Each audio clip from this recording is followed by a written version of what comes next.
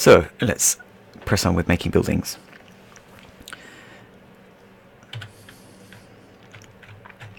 So let's drag out another box, go into modify mode, right click, edit with volley, go into isolation mode so we can see what we're doing. Okay, so the main feature of modding is to create outlines that we're then going to extrude. So we have two very useful tools for doing that. We've got Swift Loop and we've got Polyconnect. So let's look at Swift Loop. So if I click on Swift Loop,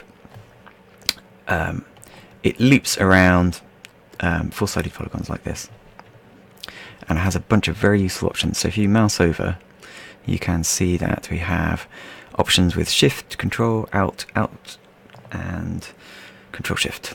Right, so let's see what they do. So you've got Shift. Shift does that. So what this is meant for is to deal with subdivision cages, and otherwise it's not very useful. So let's undo that, Control Z.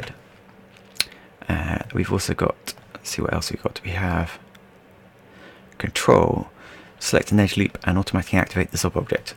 So if we're in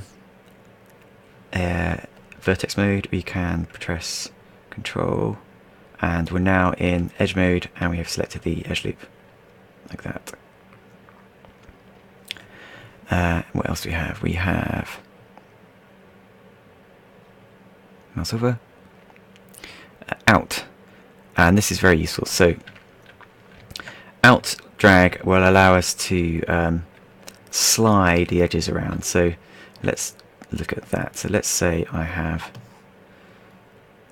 this, and I create an edge loop like this. But let's say I've got it in the wrong place. I want to actually have it further down.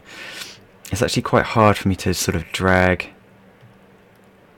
these vertices down kind of perfectly into place and get it everything level. But we can do this. So I'm going to do Control click to select the edge loop, come back. Oh, I need to be in Swift Loop mode.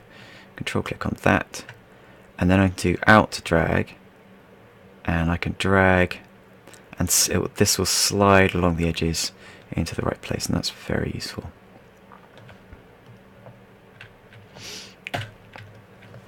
And lastly, we have Control Shift to remove an edge loop, which is obvious and quite useful.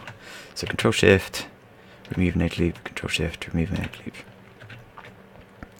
Now, something to bear in mind when you start moving vertices around is you can get some odd shading errors. And we'll get on to smoothing groups later, but for the moment you can just automatically remove things, and because we're working with boxes, this is perfectly fine. So if you're working with boxes, you can just drag select all the polygons, or go to the element and click on the element, and then you go into this tab here, which is the smoothing groups, and we're just going to clear all, and that'll get rid of the smoothing errors. And we'll talk about smoothing groups in a different lesson.